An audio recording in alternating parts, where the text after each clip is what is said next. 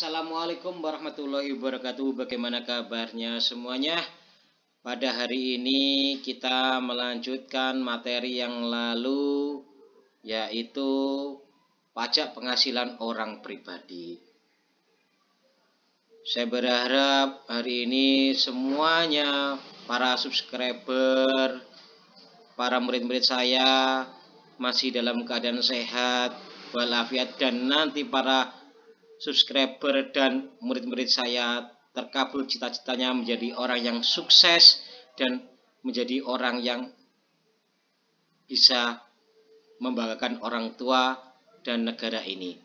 Mari kita lanjutkan materinya. Sebelumnya kita berdoa bersama-sama menurut keyakinannya masing-masing. Berdoa mulai.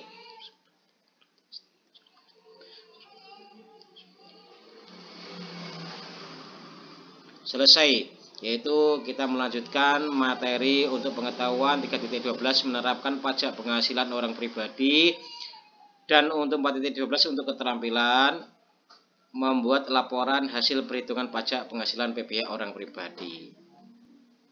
Yaitu kita melanjutkan untuk materi objek pajak penghasilan, yaitu melanjutkan minggu lalu, yaitu sekarang objek pajak penghasilan. Yang menjadi objek pajak adalah penghasilan, yaitu setiap tambahan kemampuan ekonomis yang diterima atau diperoleh wajib pajak, baik yang berasal dari Indonesia maupun dari luar Indonesia, yang dapat dipakai untuk konsumsi atau untuk menambah kekayaan wajib pajak yang bersangkutan dengan nama dan dalam bentuk apapun. Berdasarkan ketentuan pasal 4 ayat 1 Undang-Undang Nomor 36 Tahun 2008 yang termasuk di dalam pengertian objek pajak penghasilan: A. Penggantian atau imbalan berkenaan dengan pekerjaan atau jasa yang diterima atau diperoleh, termasuk gaji, upah, tunjangan, honorarium, komisi, bonus, gratifikasi, uang pensiun, premi asuransi jiwa, dan asuransi kesehatan yang dibayar oleh pemberi kerja, atau imbalan dalam bentuk lainnya, kecuali ditentukan lain berdasarkan Undang-Undang Pajak Penghasilan. Yang B. Hadiah dari undian atau pekerjaan atau kegiatan dan penghargaan. Yang C. Laba usaha. D. Keuntungan karena penjualan atau karena pengalihan harta, termasuk 1. Keuntungan karena pengalihan harta kepada perseroan, persekutuan, dan badan lainnya sebagai pengganti saham atau penyertaan modal. Yang kedua, keuntungan yang diperoleh perseroan, persekutuan, dan badan lainnya karena pengalihan harta kepada pemegang saham, sekutu, atau anggota. Nah, untuk pengertian saham itu sudah kita bahas sebelumnya ya, pengertian saham. Kita lanjutkan. Yang ketiga, keuntungan karena likuidasi, penggabungan, peleburan, pemekaran, pemecahan, atau pengambil alihan usaha.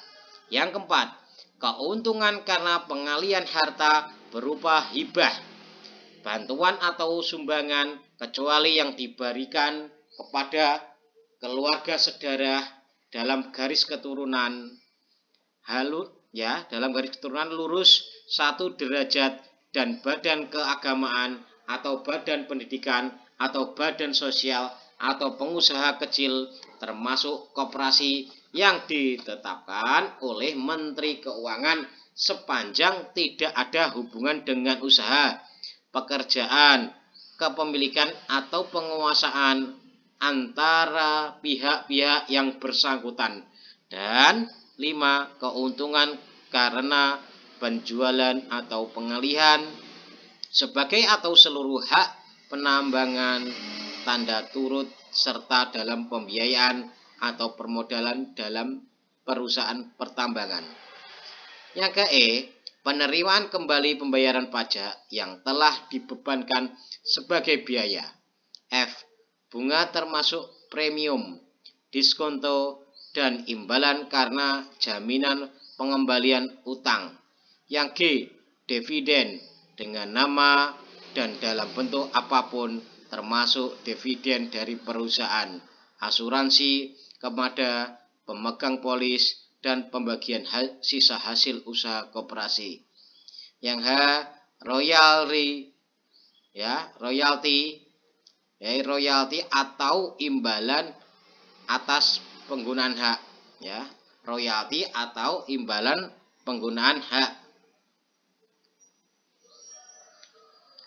Yang I, sewa atau sewa dan penghasilan lain sehubungan dengan penggunaan harta.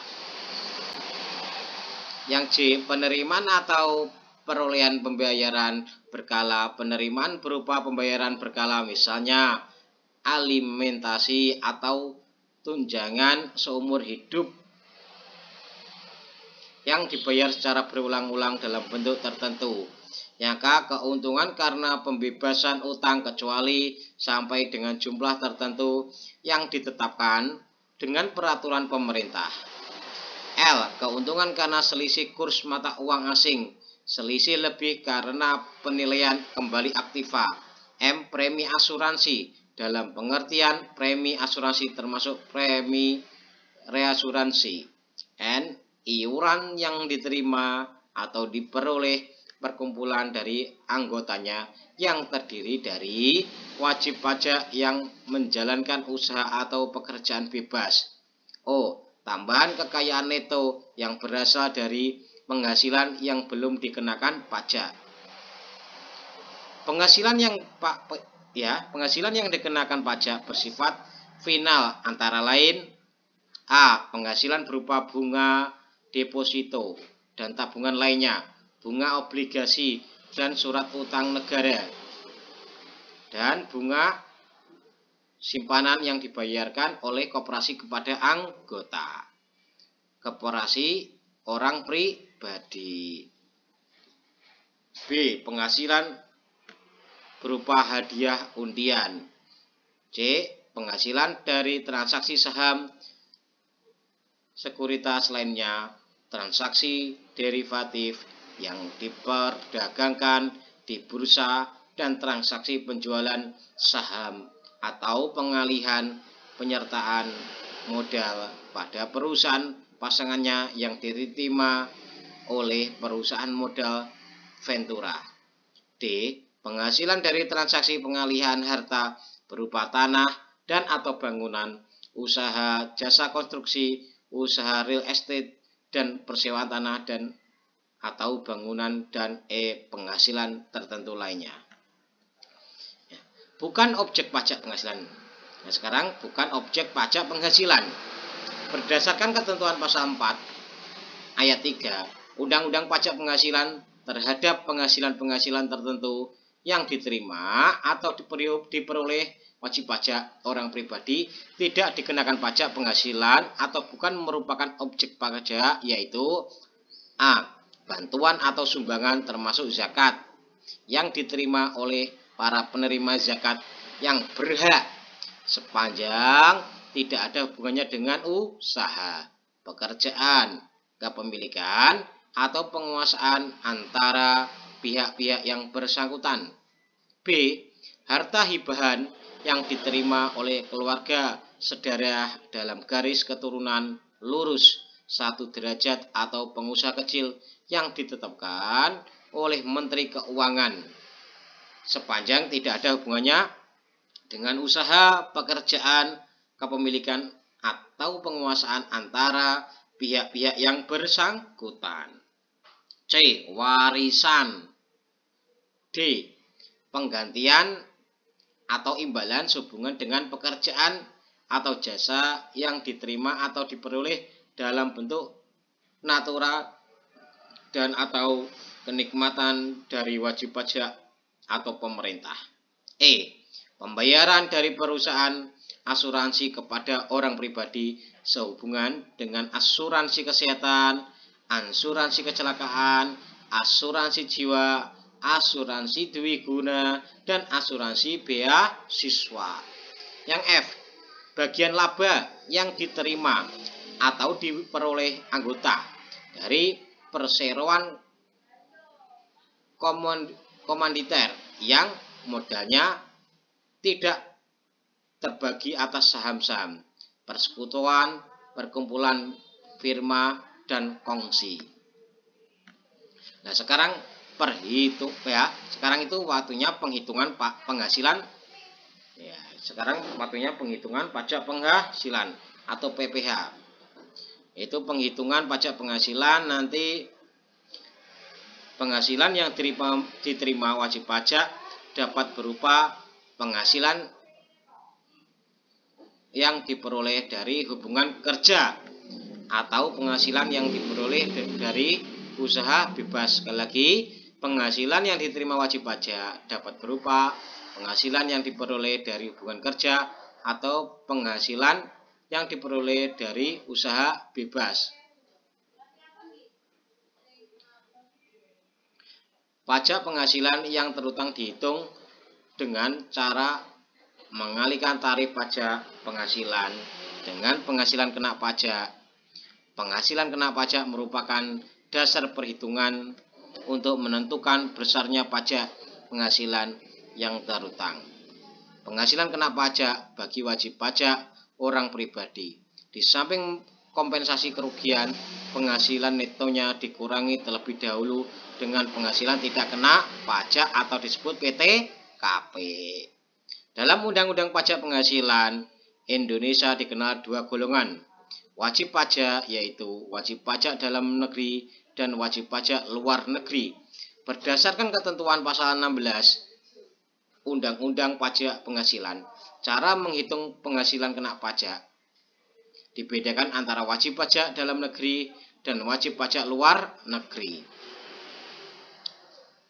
Dalam Undang-Undang Pajak Penghasilan Indonesia dikenakan dua golongan wajib pajak, yaitu wajib pajak dalam negeri dan wajib pajak luar negeri. Berdasarkan ketentuan pasal 16 Undang-Undang Pajak Penghasilan, cara menghitung penghasilan kena pajak dibedakan antara wajib pajak dalam negeri dan wajib pajak luar negeri. Bagi wajib pajak dalam negeri, pada dasarnya terdapat dua macam cara untuk menentukan besarnya penghasilan kena pajak, yaitu A. Perhitungan dengan cara biasa. B. Perhitungan dengan menggunakan norma perhitungan, termasuk cara perhitungan dengan mempergunakan norma perhitungan khusus yang diperuntukkan bagi wajib pajak tertentu berdasarkan keputusan Menteri Keuangan. Sedangkan bagi wajib pajak luar negeri, penentuannya besarnya penghasilan kena pajak dibedakan antara 1. Wajib pajak luar negeri yang menjalankan usaha atau melakukan kegiatan melalui suatu bentuk usaha tetap di Indonesia. 2. Wajib pajak luar negeri lainnya yang tidak menjalankan usaha atau melakukan kegiatan melalui suatu bentuk usaha tetap di Indonesia. Nah, sekarang tarif pajak dan penerapannya. Tarif berdasarkan pasal 17 Undang-Undang PPh diterapkan penghasilan kena pajak dari 1. Pegawai tetap. 2. Penerima pensiun berkala yang dibayarkan secara bulanan. 3. Pegawai tidak tetap atau tenaga kerja lepas yang dibayarkan secara bulanan. 4. Bukan pegawai yang menerima imbalan yang bersifat berkesinambungan. Yang B. Atas penghasilan yang diterima atau diperoleh pegawai tidak tetap atau tenaga kerja lepas berupa upah harian, upah mingguan, upah satuan, upah borongan, dan uang saku harian. Sepanjang penghasilan tidak dibayarkan secara bulanan, tarif lapisan pertama pasal 17 Undang-Undang PPH atau 5% diterapkan atas 1. Jumlah penghasilan bruto sehari yang melebihi 450.000 atau jumlah penghasilan bruto dikurangi PTKP yang sebenarnya dalam hal jumlah penghasilan kumulatif dalam 1 bulan kalender telah melebihi Rp4.500.000. Dalam hal jumlah penghasilan kumulatif dalam 1 bulan kalender telah melebihi Rp 10.200.000. PPh pasal 21 dihitung dengan menerapkan tarif pasal 17 Undang-Undang PPh atas jumlah PKP yang disetahunkan. C. Tarif berdasarkan pasal 17 Undang-Undang PPh diterapkan atas jumlah kumulatif dari 1. Penghasilan kena pajak sebesar jumlah bruto dikurangi PTKP yang diterima atau diperoleh bukan pegawai atau disebut selain tenaga ahli yang menerima imbalan yang bersifat berkesinambungan yang memenuhi ketentuan A yang bersangkutan telah memenuhi NPWP. B. Hanya memperoleh penghasilan dari hubungan kerja dengan pemotong PPh pasal 21. C. Tidak memperoleh penghasilan lainnya.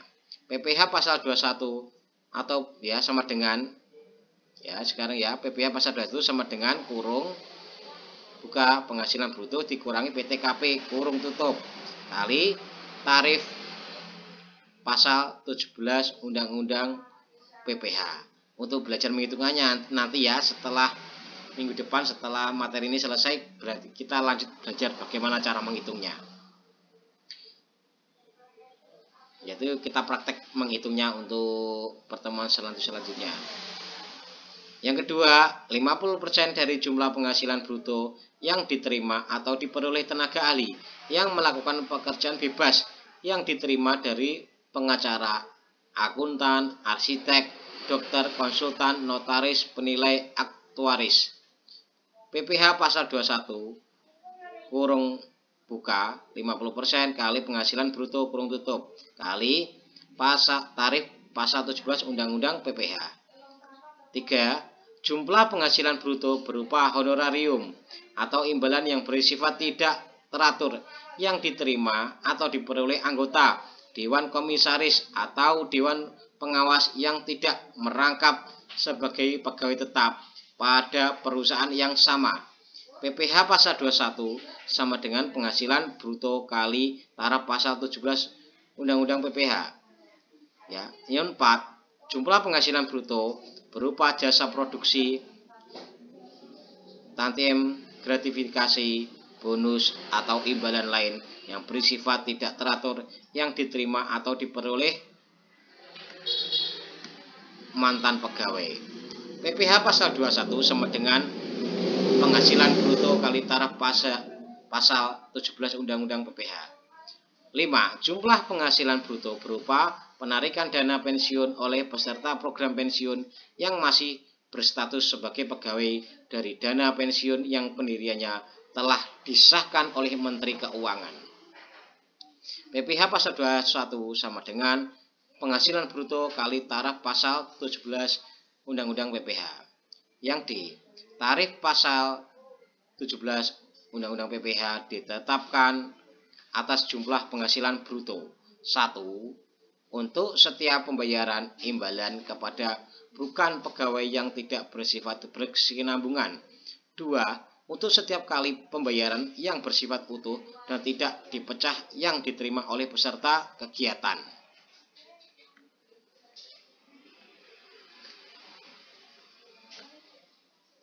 Sekarang yang E. Tarif PPh pasal 21 atas honorarium atas imbalan lain dengan nama apapun yang menjadi beban APBN atau APBD adalah sebagai berikut. 1. Sebesar 0% dari penghasilan bruto bagi PNS golongan 1 dan golongan 2, anggota TNI dan anggota Polri golongan pangkat Tantama dan Bintara dan pensiunannya. Kedua, sebesar 5% dari pengalian bruto bagi PNS golongan 3, anggota TNI dan anggota Polri golongan pangkat perwira pertama dan pensiunannya. 3. Sebesar 15% dari penghasilan bruto bagi pejabat negara PNS golongan 4, anggota TNI dan anggota Polri golongan pangkat perwira menengah dan perwira tinggi dan pensiunannya. 9. Pengurang penghasilan bruto. Penghasilan yang diperoleh wajib pajak sebelum dikalikan tarif pajak, ya sekali lagi, penghasilan yang peroleh wajib pajak sebelum dikalikan tarif pajak dikurangi lebih dulu penghasilan brutonya dengan pengurang yang dibolehkan. Kompensasi kerugian, biaya jabatan dan penghasilan tidak kena pajak atau PTKP. Ya, untuk bagaimana cara menghitungnya, bagaimana kita belajar menghitungnya, ikuti terus channel Zainuddin Lokeswara untuk belajar bagaimana cara menghitung pajak dan bagaimana sukses nanti bisa semoga di setan sekolah tinggi angkutan segera dan terkabul cita-citanya. Terima kasih. Pertemuan selanjutnya kita membahas materi selanjutnya dan bagaimana menghitung pajak. Wassalamualaikum warahmatullahi wabarakatuh.